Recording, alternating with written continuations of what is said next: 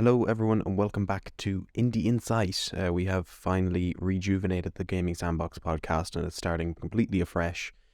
Just want to let you know that this episode is a companion podcast aimed to be listened to alongside a video we recently put out talking about Iron Lung 1 year on with David Szymanski. There's a lot more content in this audio interview. It spans for about an hour, so you're getting a lot more out of this. But if you want to go and check that video out before listening to this one, I'd highly recommend it. With that being said, though, I'll let you into the podcast and into the discussion. Have a good one.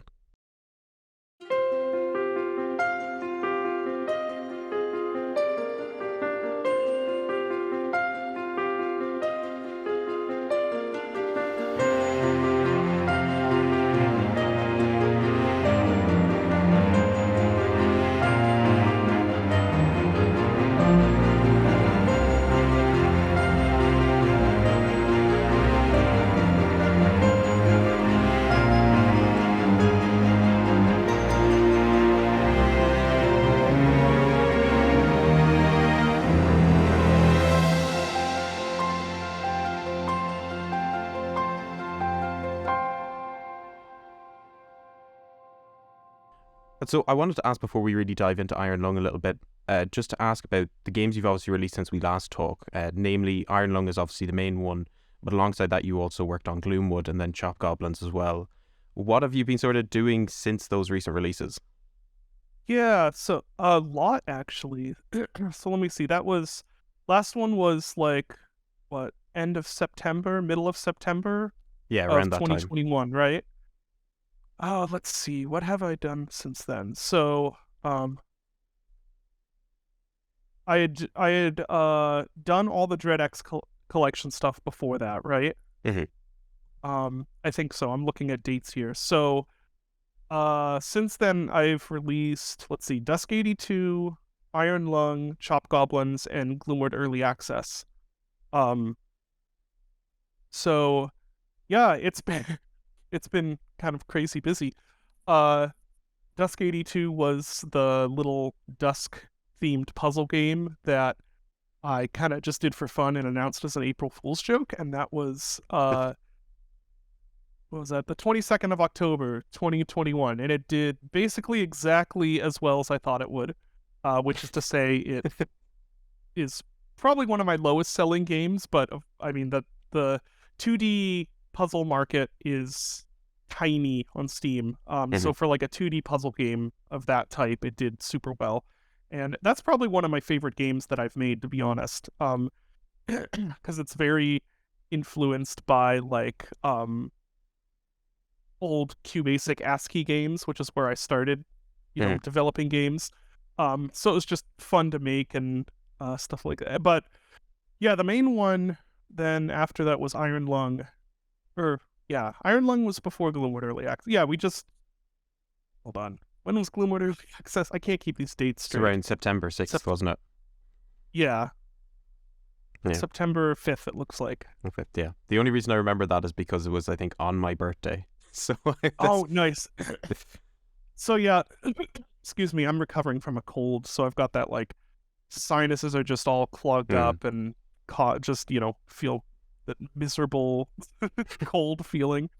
So Iron Lung was a game I did because I wanted to finish something. I'd started all of these prototypes and none of them, like, they all just weren't working for whatever reason, and I was getting really frustrated, and I wanted to have something I could release myself. Because before Iron Lung, the last game that I had self-published was in, I think, 2015. And since then, everything else was either through New Blood or DreadX, and I really wanted to have something else that I had control over, just for the sake of not having all my eggs in other people's baskets, I guess you could say. Yeah. And yeah, it did, like, I developed it over the course of a few months, kind of part-time while I was working on Gloomwood and other stuff, and figured I would just put it out and it would sell, I don't know, a few thousand copies, and it would just be some, nice little side hustle in a way. And then it just exploded. I mean, I released it, like, it sold the number of copies I was hoping for in the first, like, the first year, in, like, the first few weeks. Mhm. And then after that, it just kept getting bigger and bigger and bigger. So that was massive success. And then I wanted to squeeze in another self-published game, um, which was Chop Goblins. I wanted to have like a horror game. I wanted to get back to my roots of doing horror games, and I wanted to put Chop Goblins out as like sort of my own little FPS that I had control over. Uh, and then Gloomwood happened somewhere in there also, which Yeah. was also pretty went pretty well. Went basically as well as we expected. Mhm. But there's still a long road ahead for that before 1.0 release. Yeah. Well, Dusk 82 is a really interesting one because I didn't really realize it was coming out until it was almost out. And the reason for that is because I think people who pre-ordered the physical Switch edition of Dusk got a key for Dusk 82 as well, if I'm correct in saying that. Yeah, it was a little weird how that was handled. So I was developing that on my own just for fun, and I showed it to Dave and all the New Blood guys just as a, hey, here's a thing I'm working on, and Dave was interested in it, because it's Dusk. Dusk is a New Blood game, and also he was like, well, this is a good value add for like the Switch version pre-orders, and so that's how it. Yeah, that's kind of how it ended up being used. My plan was always just to sort of put it out on Steam. But then once it was a New Blood published game, the idea was more that this is to help enhance the Switch version. And And then later after that, we put it out on Steam with like workshop support and stuff like that. Dusk must be an interesting one though, because obviously a lot of people prior to Iron Lung probably would have pointed to that as like the one big project that you're known for. But what was it like, kind of, I suppose, having this now physical edition? Is there something different in your mind about getting a physical copy of a game that you've worked on? Is it a sense of pride that you have from it? Yeah, you mean like the Switch version? Yeah.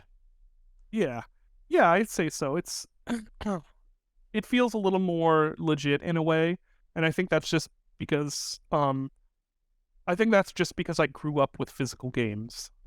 Probably anyone younger than me, like Zoomers, probably don't have the same connotation, but for me there was always a very clear distinction growing up between like the hobbyist games and the real games, because the real games were the ones that you bought on a disc.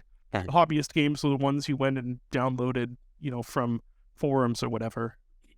So I still have a little bit of that connotation, although now obviously that's not the reality. Like digital is the way to go now, but it's still, yeah, there's a little bit of pride and feeling of legitimacy having I felt a physical copy, and I felt the same way kind of about having a review of Dusk in Game Informer, even though it's like it doesn't really matter that much, but I grew up reading Game Informer, and again, that was always, if your game's in Game Informer, that's a real game. That's not like a little QBasic game or whatever. That's a real game. So that was always, I got a couple copies of the issue that Dusk came in just to keep, because it just was cool to me. Yeah, for sure. I don't know if you're aware as well. I mean, I saw Dave tweet on Twitter about this TikTok he had found that referenced Dusk as the sort of the hipster indie game. Oh yeah, I saw that. That was weird. I still don't know what to make about that. It's like, is it a hipster game? I mean, I have no control over that. Is that how the Zoomers see it? Well, that's cool, I guess. I don't know. It was very weird. I don't know if you bump into many people that are like, I was playing Dusk before it was cool, do you? No, I don't think I've ever heard that. Usually the main sentiment I hear is people who are like, oh yeah, Dusk got me into playing boomer shooters. Or Dusk introduced me to like new wave movement shooters or whatever, which is really cool. Yeah. Well, that was definitely a weird sort of connotation to see Dusk in. Yeah. But I mean, yeah, I was up for like, it as well. They're like listing it off with things like, or like having it as a punchline along with other things like, I don't know, Undertale or Firewatch or like all of these. It's really weird. I'm like that. I don't think Dusk fits in with those games, but okay. You'll take it. You'll among legends in that category, really. Yeah, I mean, I'm not complaining. That's like a distinction. Even though the idea was he's supposed to be annoying for mentioning Dusk, like that was the joke. But it's like that's a distinction to have the game that's popular enough people are annoyed about other people mentioning it, I guess. Um, I know before actually because we've spoken a good bit about Dusk, and even before this, I was like, I really want to do this on Iron Lung, and it's difficult to kind of move away from Dusk as sort of that big game that you worked on. And I know when you Yeah. did an interview with Dread XP a while back, you said that you were extremely grateful to even be known for a single project, if that was what your career Yeah. led up to, like Dusk. But how sort of silently happy are you that Iron Lung has done really well, and now people will also reference that in some cases as opposed to Dusk?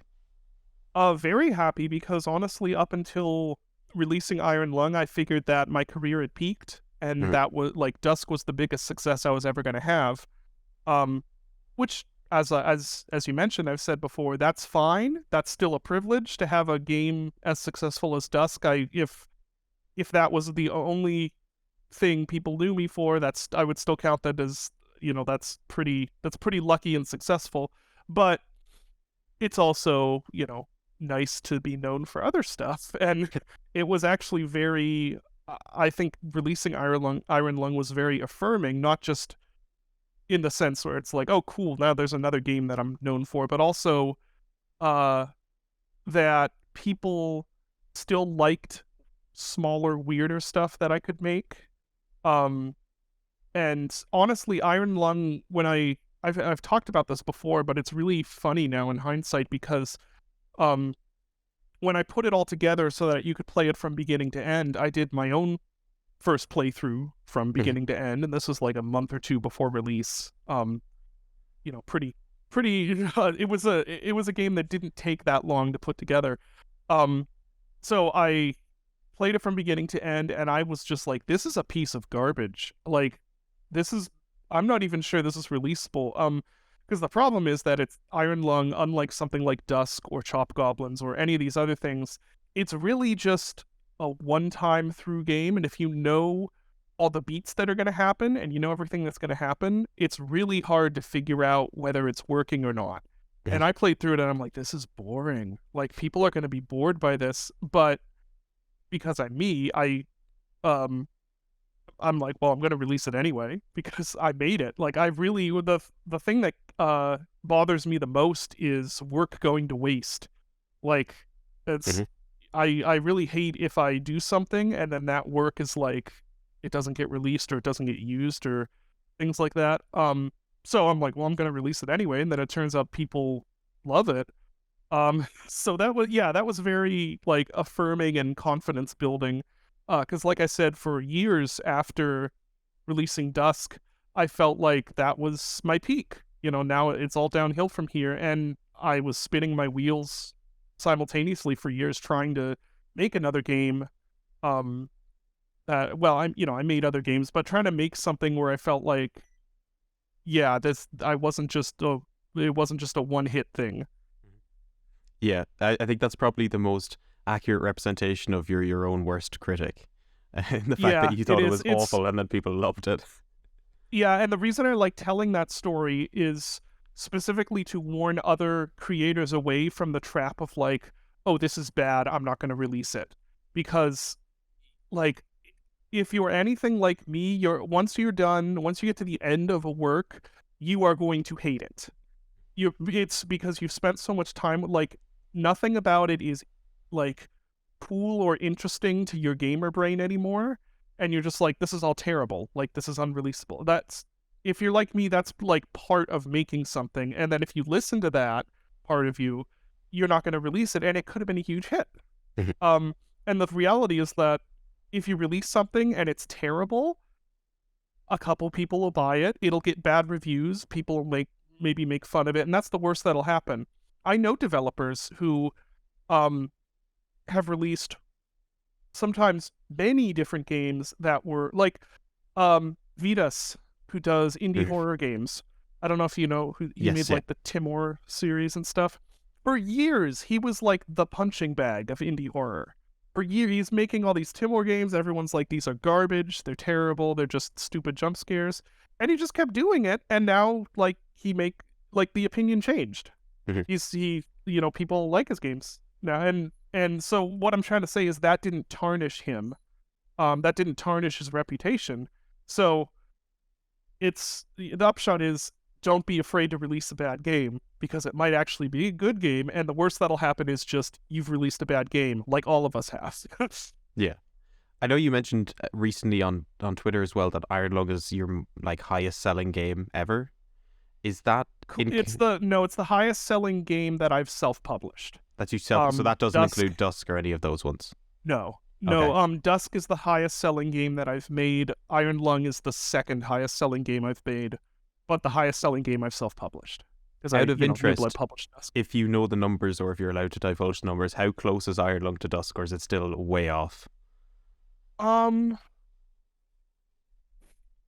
think it's I think it's still pretty far off. Dusk has sold a lot. Mhm. But yeah, I can't remember exactly where Dusk is at now. At a certain point, I just stopped. Like, I don't have access to the back end, so I only hear about it whenever, Dave shares sales numbers. Mhm. And at a certain point, it's just like, I don't really care anymore. Like, the thing I care about is that it still makes money, to feed my family. And, like, I don't really care what number of units that amounts to, because I see, like, the people who love the game, the reviews, all that stuff. It's like, that's really what matters, not the number of units. Mm-hmm. I want to And the speak. fact that it makes me money. Yes, yeah. I want to speak specifically on Iron Lung though, because it's an interesting case study, I think, for your games. Because I know the last time we spoke, when we talked about stuff like the Music Machine and Wolf and Autumn and all that stuff, there was, I think, maybe one or two analysis videos on those games, kind of diving into not just the mechanics but the lore behind those games as well. But the interesting thing for me, kind of going into Iron Lung, and by the way, I absolutely love the game, phenomenal. By the way, I think that should be apparent. Thank you. But like, what I noticed was, first of all, obviously there was a huge drive of like these massive creators covering it, like Markiplier and all that, and I think still to this day, regardless of what people think, that has a huge impact on who plays the game in the future. It does. Yeah. But with regards to, like, I saw so many videos of people analyzing the world that it created and trying to piece things together from the smallest bits of story elements. If you were to try and like how do you sell Iron Lung to people? Like, do you do it on the atmosphere or the story, or is it something else completely? I sold it on pretty much the atmosphere and the basic concept, because I knew those were pretty strong. So in fact, we can go to let me just go to the page to make sure I don't say this wrong. So the short description on Steam is a short horror game where you pilot a tiny submarine through an ocean of blood on an alien moon. To me, that was the elevator pitch for the game. And I figured that's really all I needed, is that and a sort of like intriguing, mysterious looking Steam thumbnail. That's why all of the key art is just the staticky pictures. Because I figured between the name Iron Lung and that short description where it's heaping a lot of unusual stuff on you. It's like, oh, this is a submarine game, but it's in space and it's in an ocean of blood. Okay, that's really all. I felt that's all you need to sell this game to people. And then after that, start talking about, well, here's how you can't see out. That's another thing that I thought would be really intriguing, is that you're blind, you can't see, you can just see through these grainy pictures, and you have to try and navigate this place. So yeah, really just on that basic concept, I felt was the main way to sell the game. Yeah, 100%. It's just such an interesting phenomenon. I mean, looking from the outside in, with obviously having no experience with game development or how it works, to see like how an audience sort of latches on to what is, for the most part, a secondary part of what the game is, which is this sort of atmospheric experience, and latch onto the story. And I wanted to ask kind of a couple of your thoughts on some theories that people have about the story of Iron Lung, because obviously you've created the whole game yourself and written all that stuff for it. A lot of the comparisons I see is like, people draw comparisons to current day global warming, and then other people talk comparisons about like even biblical comparisons, which is something that I kind of delved into a little bit as well. And it was difficult because when I looked it up, A month before we had recorded our first episode, there was the whole bit of the Dead Sea turning red, and then there's a Oh, lot of the uh-huh. other stuff as well that people have picked up on, obviously with relation to Revelations and all that stuff, kind of talking about Hmm. a sea of blood. Were those any sort of inspirations that you took on, or is this just purely coincidental? Um, I wouldn't say it's necessarily coincidental. Uh, I am religious, although I don't like identifying as a Christian because that comes with a lot of baggage now. Hmm. Um, but I am a religious person, so that's always in the stew of my mind. But I wasn't specifically trying to evoke like those specific passages or things.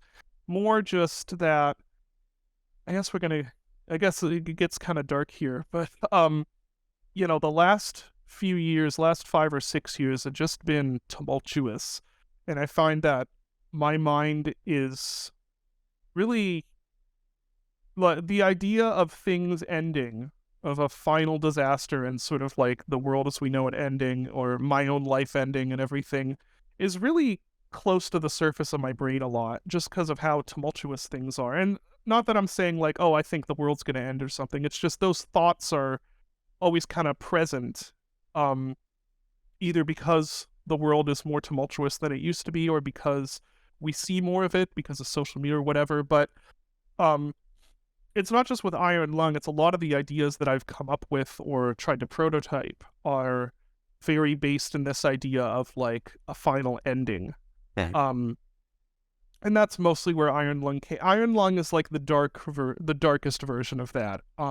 Where it's like this is about the universe has basically died, and but people are still left to witness it being dead. Hmm. That's sort of the darkest version of that. There's other stuff I've worked on and or tried to bring to light, tried to bring to life that's kind of more um uh take some more like philosophical attitude toward, not in like it's philosophizing, but more of like a here's an end and here's how it may, there's peace here, whatever. But Iron Lung was more about like this. I just wanted to create a nightmare, basically. Hmm. And the universe, the apocalyptic nature, and I always saw it, even though I can't delve into actual theories about what's happened behind like the quiet rapture or anything, because I really don't want to answer those questions, and I don't think they need to be answered. Um, I about like specifically what happened with the quiet rapture, but I have my own ideas, but I don't think that's a question that ever actually needs to be spelled out Prometheus style. I Hmm. don't want to ruin, because to me it's not important. To me the important thing is that it did happen and this is the aftermath. Um, so that world setup was to enhance this idea of you're in this submarine, you're in this enclosed claustrophobic space. You're and that's not a safe space. That's like you're down under however many tons of not even water, it's like blood. And there's creatures outside that you can't see. And you're just in this danger of like, you could die at any moment and you don't know how necessarily. And then even above this blood ocean and outside of the submarine, it's just a void of nothing. Hmm. So these are all layers that I wanted to use to create this atmosphere of just it's a complete nightmare. You know, they were to create this feeling, if that makes sense. Yeah, no, for sure. And the one game I couldn't stop going back to when kind of you talk about this sort of watching it's still being in the universe after it's died sort of scenario is the Moon Sliver, because it's sort of this Yeah, very similar element, but in a different way. It's inhabitants on an island who are almost in a more peaceful way watching the world end, because they don't. It's yeah, not this sort of scary monster outside the submarine element. It's more like the water is getting closer and closer in and taking over the land. Was that yeah. a yeah? Oh, sorry, I didn't mean No, to go on, interrupt. Go please. ahead. Oh, it's because Moon Sliver was more of like as you say, it's a very similar idea. But Moon Sliver was always supposed to be a little more, yeah, not melancholic rather than nightmarish. And really, the themes in it are that it's left it in the Moon Sliver. It's left pretty ambiguous whether the whether like people are being saved or whether they're being dragged to hell, basically. Mhm. I answered that in the Music Machine. Maybe in hindsight, I shouldn't have. But in the Music Machine, it's kind of more revealed that like they were being saved. Um, if you look into like all the implied lore and stuff there. Um, and yeah, the idea there was always more to create this sense of like windswept melancholy. Like the moon sliver is very open. The idea was you're supposed to always feel this like wind and this bleakness. Um, and the end is quiet when it happens. Mhm. It's just that everyone is now gone, and it's just the barren island. Whereas the end in Iron Lung, when it happens, is, well, sudden, violent, doesn't leave you with any closure. Yeah. What do you think?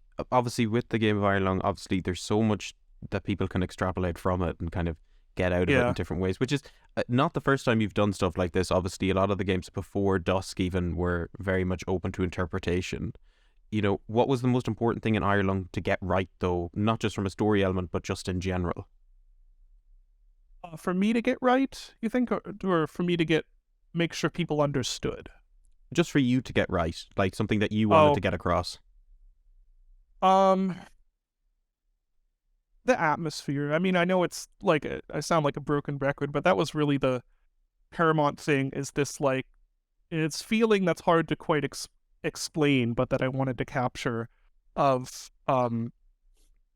it's like it's red, it's hot, it's like freaking metal, and it's claustrophobic, and there's steam, and it's just like this sort of industrial horror feel to your submarine.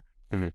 And then I really, really wanted to try and nail the feeling that there are things outside of the sub, and it's not. I tried to focus as hard as I could on tricking the player into feeling like it's more than just you're in a tiny room and there are sounds happening around you. Um, and it seems to, for most people, I seem to have been successful with that. That's why there's moments like a creature passing and the proximity alert going off, because it's supposed to be like, no, this is a physical thing that is there. It's not just a noise that's happening. You're trying to trick your brain into feeling more like that, because the reality is it's a room with sounds going on outside because it's a video game. That's how you make it. Mhm.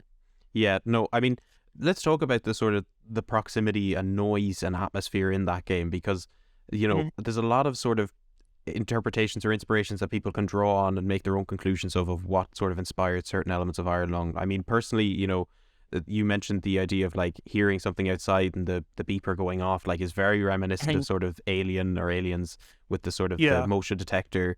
You know, it. I know you did a lot of the music side on all this as well, and you've done music yeah. before, but how important was it in, because realistically, the strongest elements of Iron Lung in terms of atmosphere are the ones that are pure silent except for the sound design. Like, Mhm. what was it? Where was the sort of balancing act of you knowing when to step back from introducing musical elements in the game? Um, let's see. I need to think back. I'm. I think I had always figured on music being in the game. Um, and originally, so the original concept for Iron Lung came about in a Loch Ness museum in Scotland. Hmm. Um, and it was just that idea of like being in a submarine underwater and taking grainy pictures of something that you can't really see around you, some creature or something. I thought was really creepy. Um, and along with that idea also came this sort of atmosphere of, or this idea of like watching documentaries as a kid. Like a documentary about like searching for Nessie or whatever, and they'll always have the part where they like, it's maybe there'd Mhm. be a submarine underwater and it's playing this certain sort of music. It's like really low strings, and as a kid, it's like that's kind of terrifying. Um, and originally, I had conceptualized doing something similar with the music in Iron Lung, having almost documentary style, like just wallpaper, low, creepy strings. And then as I started building it, and getting a better idea of the specific more industrialized atmosphere that it was kind of shaping up to be, then I was like, well, the first thing that comes to mind when I think industrial, creepy ambient music is Aubrey Hodges' work in Doom 64, which I think is just phenomenal ambient nastiness. Um, and so that's what I wanted to try and do with Iron Lung. So I wrote a few tracks, um, and with just a few tracks, it's like there were places in the game where you could be like, this is a place where you should have music, and then other times, with a couple other ones, it was like, I feel like there needs to be music here, so I'll go write a track. Like, for instance, it's hard to talk about specific parts of Iron Lung because it's all kind of the same, but there's a, excuse me, there's a long sequence where you're in the big open part of the game, and you're kind of going, it's where you're going to eventually take a picture of the whale carcass. And so there's an extended amount of time where the player's just sitting there holding forward and moving forward. And that, I think that's the first time music comes in the game after the intro. And having that change of like, okay, we're just kind of going forward, and then suddenly this music creeps in.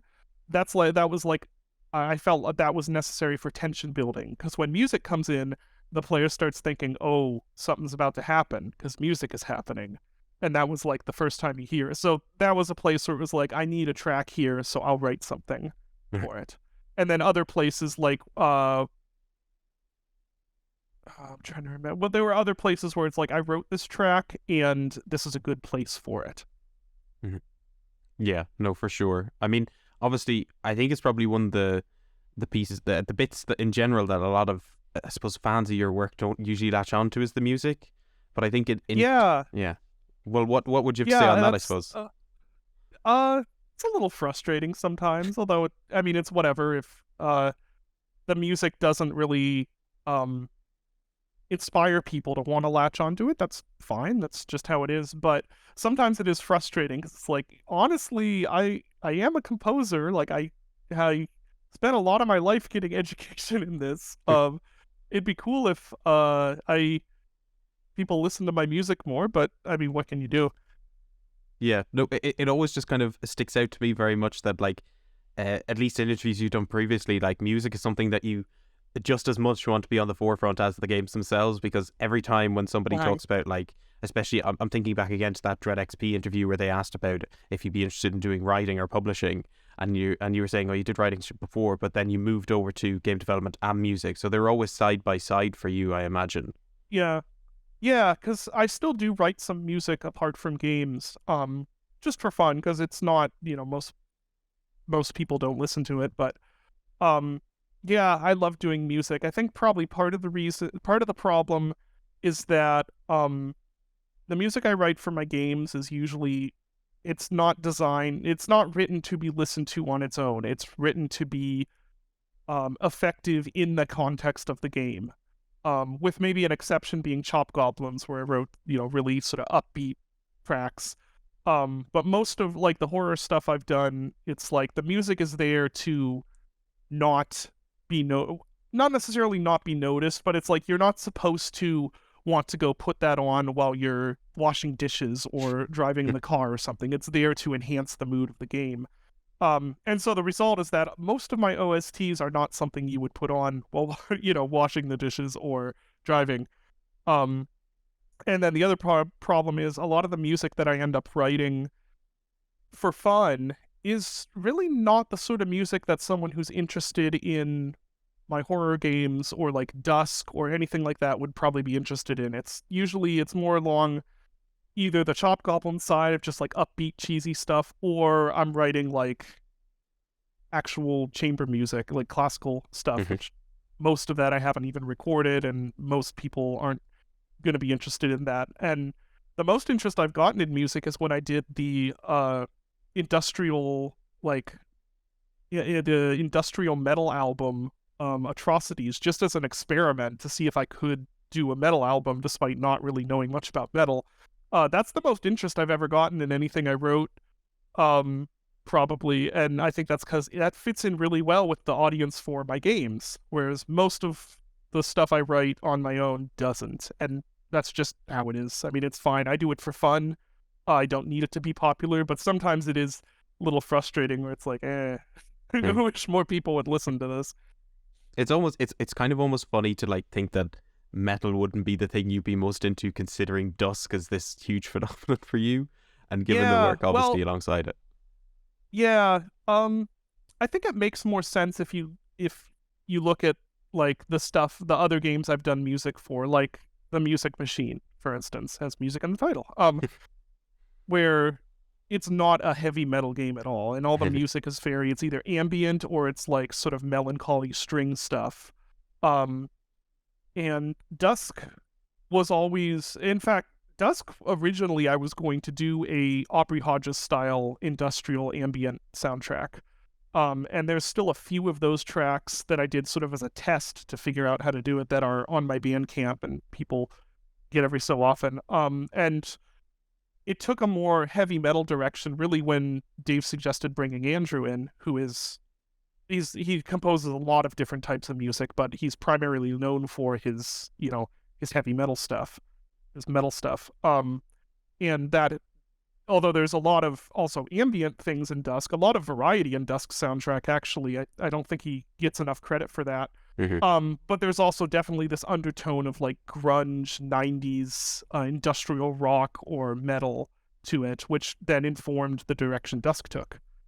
Yeah, no, for sure. I think honestly, just talking on Dusk soundtrack for a second, because I know you've done a few tracks for it as well.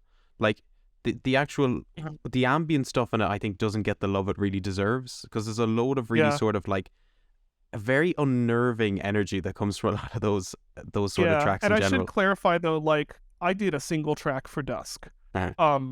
That is in the game, I should say, which is what plays in the very last level before you get to the boss. That's a track that I did, because I specifically asked Andrew, I'm like, I would like to do the track for the just sort of signing off the game in a way, and then he gets to take over to do all the crazy boss stuff. But everything else, all the other ambient music and stuff is all Andrew, and that's why I say, like, yeah, there's a huge variety to the music in Dusk, and I think all of it is like quite good, and I feel like he doesn't get the credit there that he deserves, because people think Dusk, they think hand cannon or those sort of tracks, Hmm. but there's a bunch of other stuff, and there's like 100 different tracks in that game, and it's a lot of variety. There's some dark choral things that come up. There's sometimes some more even little bits of orchestralness in it, some more tech synthy stuff. Like my favorite track in the game is actually I forget what the track name is, but it's what plays in the episode 2 secret level. That's like my favorite thing he wrote for the game, and it's a lot more synthy sort Hmm. of stuff. And yeah, just I think it's a phenomenal soundtrack, and that's why I would, if a if I don't write the music for one of my things, the Andrew's the first person I'd go to. Yeah. Um, I think the interesting thing about that as well, because it's certainly not exclusive to the sort of Dust soundtrack, because it's kind of a thing with sort of Doom-esque composers is what I'm going to label it as, because I'm thinking alongside Mick Gordon as well, where like there's a load of like ambient synth and stuff like Doom 2016 and Doom Eternal, but everyone always remembers BFG Division or The Only Thing They Fear Is right. You and all that stuff. And maybe Yeah. obviously that's just because those are easier tracks to just sit down and like head bop to, as opposed to the I other think that's ones. the reason. They're much more listenable in a non-game setting. Yeah. I know you mentioned obviously that you sort of done some sort of classical music style stuff in your own time as well. Is that something? Because I mean, I've been there's something about huge, big band orchestras in games that just feels so much more immersive. And I don't take this away from any way, shape, or form of like because obviously it's all budget concerns and all that with regards to things like that. But there is something you can really feel about that. Like, I mean, titles like Journey, even the Final Fantasy games have this sort of like level of grandiosity to them because of the orchestra. Is that something that you'd like to, maybe not even a live orchestra, but something a bit more, what's the word I'm looking for? I'm not very musically in tune here, but something Yeah, more more computer like oriented with lush and that. orchestral. Yeah. Yeah. I do have the libraries for that now. I that I've, and you can actually hear some of those in Chop Goblins. There's actually a lot of orchestral elements in there. Mhm. But yeah, maybe, I don't know. I really try to fit the style of music in every way to what the game is. Like Mhm.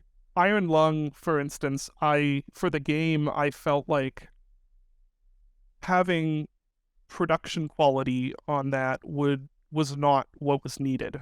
Mhm. Like Iron Lung, almost like at least half the instruments in Iron Lung are actually samples of no, more than half probably. Like almost all the instruments in Iron Lung are samples of squealing or grinding metal that I just messed with on a sampler and did no mixing, or well, I did mixing, but no like post production on that or anything. It was literally just I just want the raw sound and I want all the all the problems or eccentricities of that sound that come with it, because that soundtrack needed to just be really raw and nasty. Mhm. And it's actually a very similar thing with the geometry and aesthetic of Iron Lung. Like if you go around and really look at the sub, it's like real real crusty looking, and that was deliberate. Like there are parts where part of the geometry has smoothing on it, and then it goes into a bend and there's no more smoothing. And I noticed that and deliberately did not fix it, because it's supposed to have this look of like it's just crappy. It's like falling apart, not just in game, but also like the game itself. It just looks aged and Mhm. nasty and falling apart. And it was also supposed to sound like that. Yeah. So that's all to say that it would depend on the game, really. Like, I might make something in the future where it would fit to have something that sounds a lot more lush and polished and stuff like that. But my aesthetic usually is I like stuff that are a little more down in the dirt, gritty. Mhm. Even if they're not specifically horrors or whatever, I really like stuff that feels handmade, and that extends to a lot of different elements of the game, including the music. Yeah, for sure. I want to obviously talking about Iron Lung again. The ending to that game, obviously, Okay. a surprise to most players, I think, is Most what we'll divisive say. part of the game, Yeah, talk me through the process easily. of going to that ending, of getting to that ending. What were the sort of the draft outlooks for that, and then why did you ultimately decide on the ending you did? So, yeah, I think that's an interesting discussion to have, actually, because the original ending that was never this was never made. This was just what was in my head. Originally, I was thinking the end would be that you get the final photo and then the ballasts inflate and you're able to go up. But as you're going up, the sub is flooding. You're out of oxygen. You're starting to not be able to breathe, and so you're just watching the depth gauge go up as some sort of music is rising. Some sort of horrible grindy metal thing.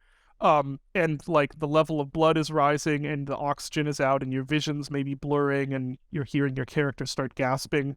And then you get up to the top and you hear them start cutting you out, and the very final thing you see is like the top of the sub coming off and just like blinding white light coming in, and then it cuts to black and it's Iron Light. So that's all to say that originally I was thinking your character would survive. Um, and then I chickened out, basically. Um, I I played through it, and no, I didn't play through it. I knew what was going to happen, and I played bits of it, and I was just feeling like it's really gonna. First of all, I'm afraid it's really gonna disappoint people to get to the end of this and have no payoff, and it's just all this tension building for nothing.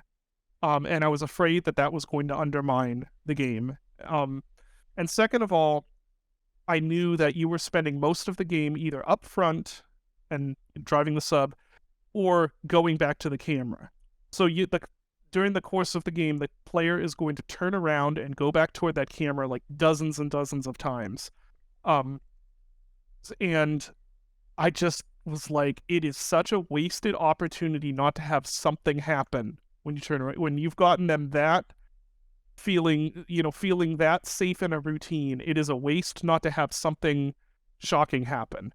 Um, and So then I went for the ending that I ended up shipping, which is that as you're about to take a picture of the final point, you turn around and start going back, and the ship just the fish just bursts through the back, and like you hear it sort of like inhaling to swallow you up, and then it cuts to Iron Lung with the music playing, which I thought was pretty effective, but it ended up being really divisive for people, and I completely understand why Mhm. after seeing the responses and reading it. A lot of people ended up feeling it was cheap, and it actually ended up uh, devaluing the rest of the experience. And I can see their point. I still think I still stand behind how it was set up. I don't think it was a cheap scare. I think I set it up pretty well. Um, but I can also understand people are like that. It's all this buildup, and then it's just a JPEG. It's not a JPEG, by the way. That is a model of a fish. It just looks in that moment. Because of how the lighting is and everything. It looks like it's just a flat JPEG, and that also devalues it. But yeah. So anyway, looking back, I don't know. Maybe I should have done it differently. I've also heard from people who are like, no, it's fine. It's a good way to end the game. Um, I'm not sure what to take away from that. I really wish that I could uh cut out the quality and like inspiration of the ending of Squirrel Stapler and somehow apply that to the end of Iron Lung. Because I think Squirrel Stapler's ending is maybe the greatest horror moment I have ever done, and I'm so happy with it, and I really wish that I could say that about the ending of Iron Lung, considering it's my most popular horror game. Do you have a sense of regret for the ending then, or do you think, oh well, if I had gone with the original, there would probably be the same argument from other people on the other side? It's really hard to know. I have regret that it didn't land for people, and I do wonder if maybe I should have taken an extra few weeks to sort of stew on it, and maybe I would have come up with something more fitting that would have satisfied everyone. Um, but I do kind of think that if I'd done the original ending, no matter what people say, I think there would have also been people who were like, "Oh, that was disappointing." Or maybe not. I don't know. I could be wrong. It's so hard to know though, because most players don't actually know what they want. They know it deep down inside, but they can't really. Usually, it's like they're not really able to verbalize it, or they're not even kind of consciously aware of it. And sometimes a lot of times actually, you'll have players tell you things, and it's either it's like, no, you don't want that actually. Like, I know you don't want that because I've seen what happens when games do that or whatever, or because if I did this, then this would happen, and so it can be really hard to tell. Even if you're getting all these complaints, it's like, would it have been better a different way though? Or are they even complaining about what's really the problem? Like in Iron Lung, is it the jump scare that's the problem, or is it how the jump scare was executed, or is it the fact that it ended with a jump scare at all? It's just so hard to know, and that's I think part of the trial and error of making games is that you just have to keep trying and start noticing whatever patterns work and whatever patterns don't. Hmm. Obviously, just given the ending that you ended up shipping, there was an element of the game which had to be realized then, which was what does the creature that's outside your sub look like? Um, Yeah. and what was the sort of the thinking behind it? Are you happy with the way you got it to look in the end, and what was the inspiration behind it? What were you really going for with it? So something that maybe isn't completely clear in the game, but there's more than one creature. And the one that you see on the camera, and some people have picked up on this, but the one you see on the camera, that is a completely different creature. The fish is its own thing. The one you see on the camera it's like more of a reptilian eye and it's more scaly. The fish is just it's kind of a big dumb fish. Uh, and so in that like the reason actually the eye moment, which is probably the best executed scare in the game. It's a shame that the ending wasn't the best executed scare, but what can you do? The eye moment is the one that everyone remembers, and that originally was going to be you take the picture and you see the full monster, just grainy, and it's like it was going to be timed just enough so it's like you see it for just long enough that your brain forms the idea that I'm looking at a creature, and that's when it hits. Um, and then I started thinking about, well, what does this creature even look like? And I realized anything that I could make was not going to be as cool as some whatever people imagine it looks like. And I thought it would actually end up being stronger if it's literally you just see an eye and it's like right there in your face. And then it's also, I thought that would be first a stronger scare and easier for people's brains to get in that split second of it being on screen. And second of all, then I'm not like undermining whatever images they've dreamed up of what could be out there. Hmm. Yeah, for sure. Um, yeah, the ending. Yeah, it's a really interesting sort of look into that because it doesn't sound like you're wholly happy with it yourself. Like, but is there a perfect scenario for you in that way as well? I'm not sure there is. I'll compare it again to Squirrel Stapler, where I feel like. Have you played Squirrel Stapler, by the way? I'm talking about this Unfortunately, I ending. haven't. Okay. Um. So unfortunately, you're not going to completely understand what I'm talking. But Okay. so, uh, Squirrel Stapler is a game where the game itself is like, it's fine. I made it in 2 weeks. It works okay. There are problems. The ending is like, that is what elevates that game for people. And anytime people mention it, they refer to the ending basically because it's one of the best things I've come up with just in terms of complete like what the fuck is happening nightmare inducing sort of like but also funny. It's just I'm just so happy with it. But it's like that's a case where the ending makes the game. With Iron Lung, the game itself is what like really effective for people. And then the ending is like it just exists. So I guess I kind of regret it in that sense. Mhm. Um, like I said, it's so hard to know what would the best direction have been.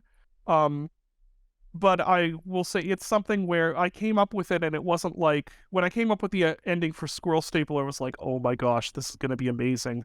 When I did the one for Iron Lung, was like, oh, this will work pretty well. It's fine. It'll be decent. So like I said, I think my main regret is that I do wonder if I'd have given the game another month and maybe just, or another few weeks and maybe just put it on a shelf for a little while and thought about it. Maybe I would have come up with something that I was more excited by, but I didn't do that. I honestly, I wanted to finish it and put it out because I didn't really have much confidence in it. Mhm. Which is stupid now looking back, but like I just wanted to. It's like I'm right at the end. Let's just get it done, put it out, and I can move on to something else now. Um, yeah. So Yeah. I want to speak kind of more generally, but in particular on Iron Lung, to your sort of approach to horror in your titles. Because I think eh, generally, and please correct me if I'm wrong, but from what I gauge from the titles I've played of yours, that kind of they almost use horror as this vessel to tell a more mature story. Um, and for mhm. you though, like what sort of role does horror play, the horror genre in general, play for you in work and in particular Iron Lung? um, hmm. Well, it's so. Yeah, you mentioned like stuff I did before dusk. I think some of those games, Music Machine in particular, like that really, really stretches the bounds of what you would consider horror Mhm. because there's almost nothing in that game that is overtly horror. It's mostly just sort of the general atmosphere and the themes at play are little ones, but it's like a lot of that game it's not horror in the same way that like you play a puppet combo game or something where a slasher is chasing you and there's loud noises happening. It's like obviously this is a horror game. This is about scaring, this is about scaring the player. It's eliciting scares. Um, I'm just not good at that to be honest. Like when I start, I because I'm a solo dev and I work very much on my own motivation, and if I'm not really motivated or feeling really jazzed by a title, it goes work naturally goes slower and the quality of the work suffers. So the reality is just that I don't really get that excited about making something where it's just this is gonna throw scares at the player. And I'm not talking down to those sort of games. Those are also, it takes a lot of skill to make those in a good way. It's just I have a hard time maintaining my own interest in making something like that. Um, and so as I'm working on some, especially the pre-Dusk games, it was like I'd start out with this concept, um, and then I'd just have all these other ideas, and the direction would kind of change until you get to the point where it's like, well, it's horror because it started, but there's all this other stuff. I think one of the best examples is of how this can maybe be a detriment is with A Wolf in Autumn, where the concept I started with I still think is super solid, which is that you're a young girl and you find yourself locked in this shed in the middle of the woods, and you start hearing these messages from your mother, but then it starts off, she's like comforting and helping you, and then it starts getting real weird. I still think that's a really good concept, but then I had all these other ideas and directions where it's like, oh, we'll have some sort of these psychological elements and this symbolism, and it's blah, blah, blah, and it kind of turned into a mess. So I guess that's a long-winded rabbit trail, but like horror for me is I just have this fascination with things that are dark, and I think more fundamentally, I'm just not interested in stuff that doesn't have a certain atmosphere to it. Um, like I'll notice this with games. Like I have a very hard time getting into any game that is like very cartoony. If I just can't get into it. I need something that has a little bit more like atmosphere to it, and that's what's so important. And so just about anything I make, with a few exceptions, like Dusk 82 is just a sort of chiptune fun game, but usually I need anything I make, it needs that sort of gloominess or creepiness to it for me to really be interested in doing it. So that's why I end up, of course, gravitating so much toward making horror games. Hmm. Yeah. I want to pull back a little bit and talk about the story of Iron Lung just one final time, because I know you mentioned Sure. earlier that you kind of have your own interpretations of Quiet Rapture, and you don't want to really kind of let them be out there, because I think you prefer the sort of the interpretation that the players get from it and kind of the speculation surrounding Yeah. that.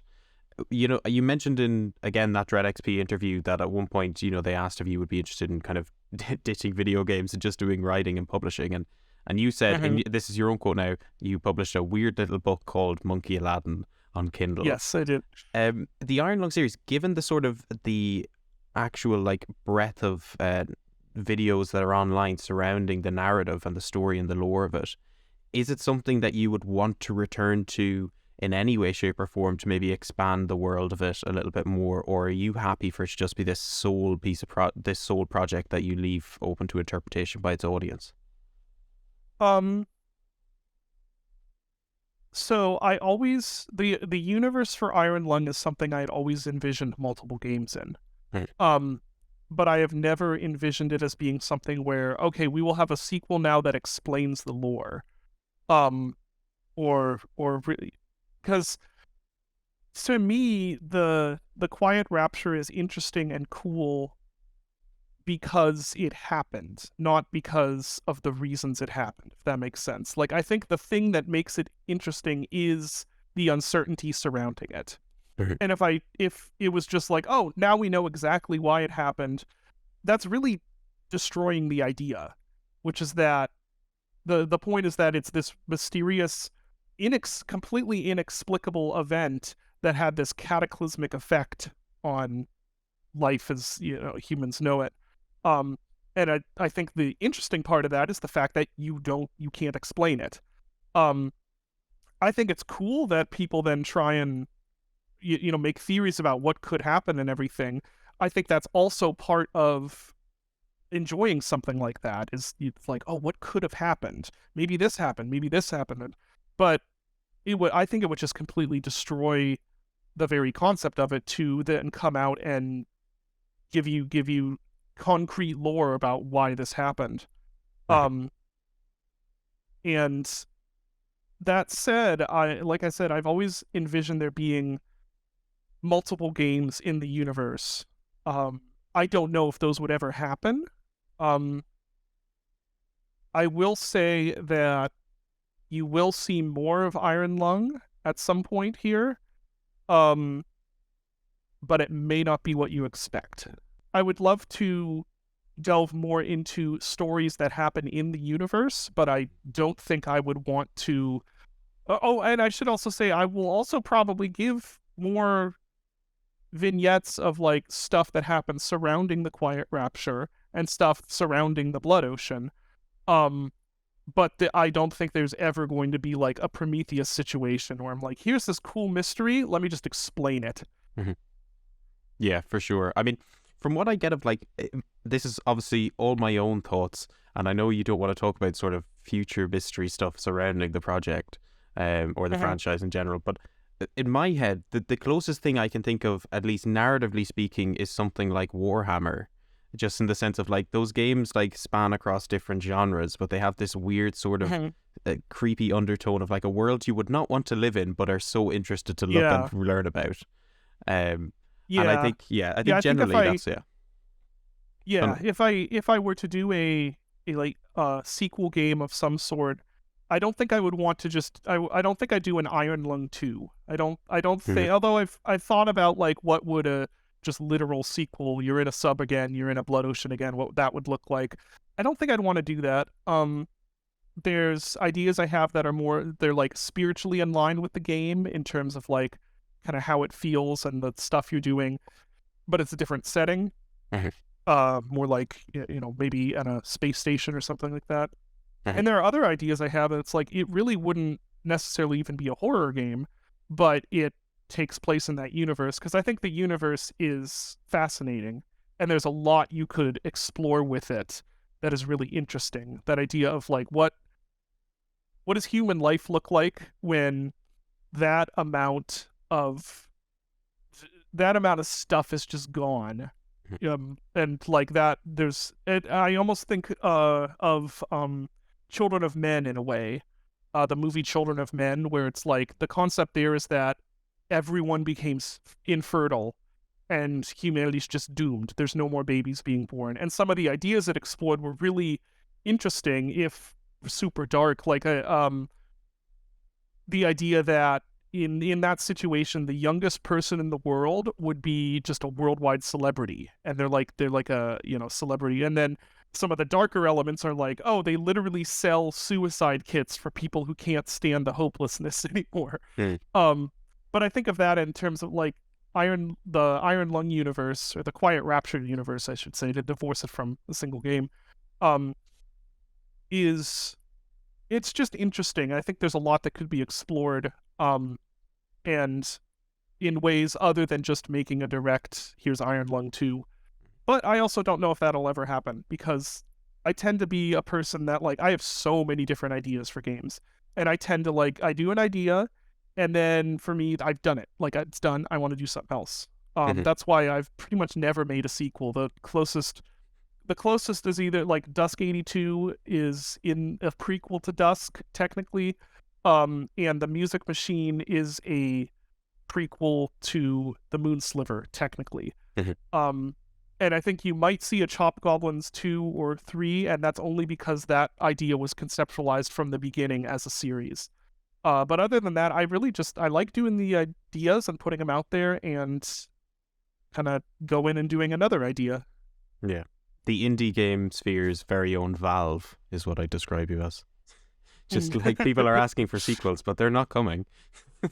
Yeah, I mean, one thing, I've said it before, but like, I would be happy to be creative director on Dusk 2.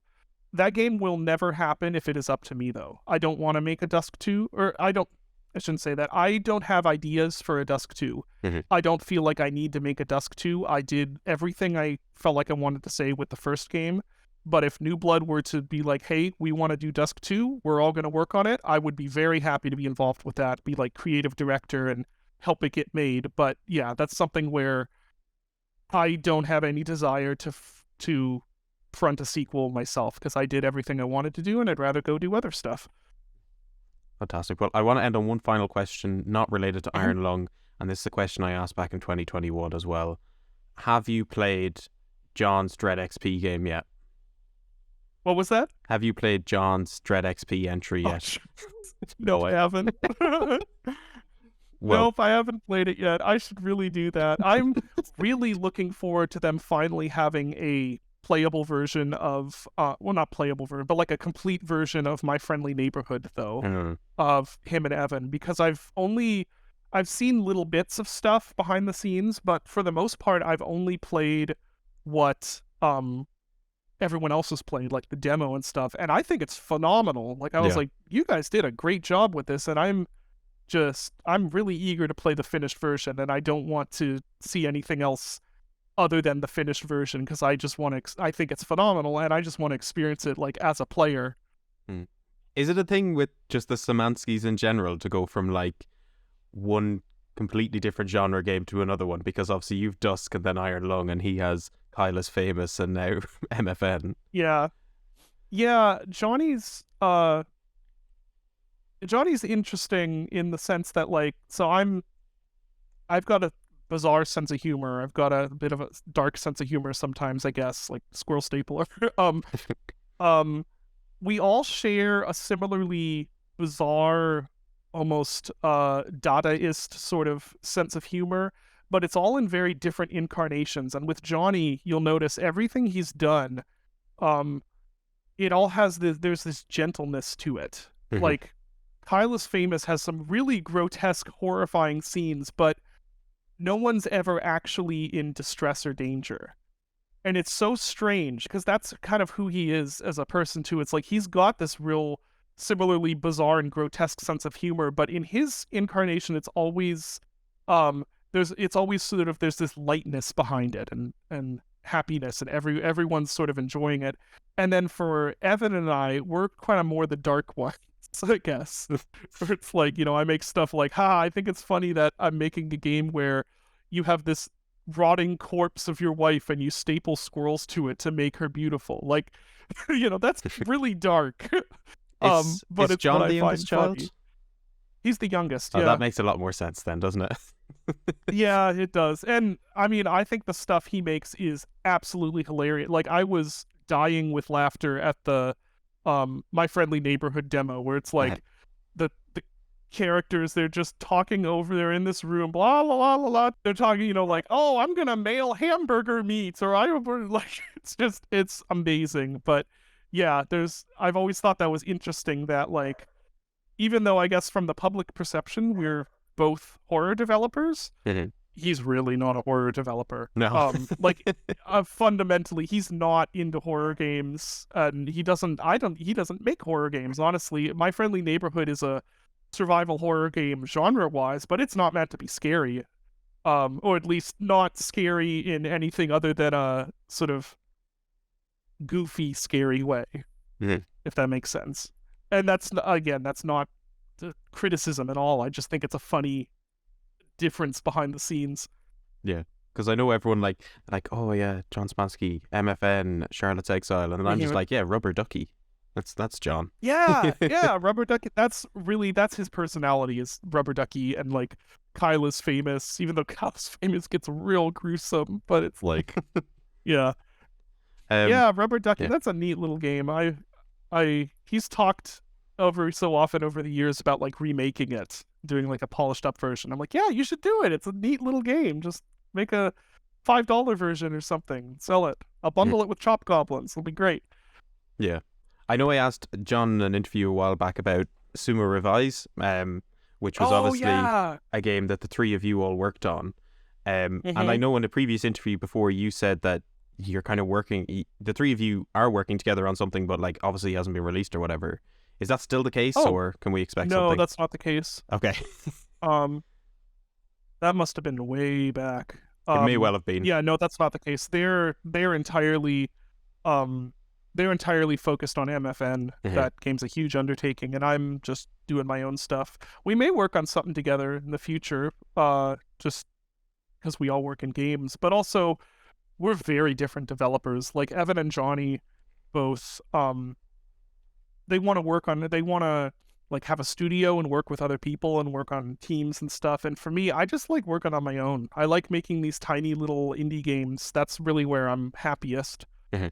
But who knows? Maybe in the future, there'd be another Three Szymanski title. I still stand by Sumo Revise. That game it is stupid and broken, but like we put that out because we legitimately would play it all together and just have a blast because it is Mhm. so it's like the same feeling as playing GoldenEye split screen, where it's just the game's broken and it's terrible and well, not terrible, but like all of this stuff is like barely working, and that's part of the fun.